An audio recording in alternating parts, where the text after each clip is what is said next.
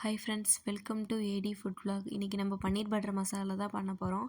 இது சப்பாத்திக்கு நானுக்கெலாம் ரொம்ப நல்லாயிருக்கும். அதுக்கு பெரிய வெங்காயம், தக்காளி, புதினா, கொத்தமல்லி, பெரிய வெங்காயத்தை கொஞ்சம் சாப்பாக கட் பண்ணி வச்சுருக்கேன்.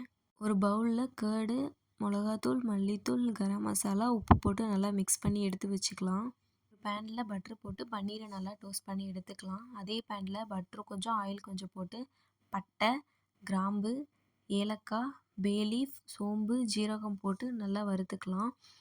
பெரிய வெங்காயம் கட் பண்ணி வச்சுருக்கோம் இல்லையா, அதை போட்டு நல்லா பொன்னிறமாக வர மாதிரி நல்லா வறுத்து எடுத்துக்கலாம்.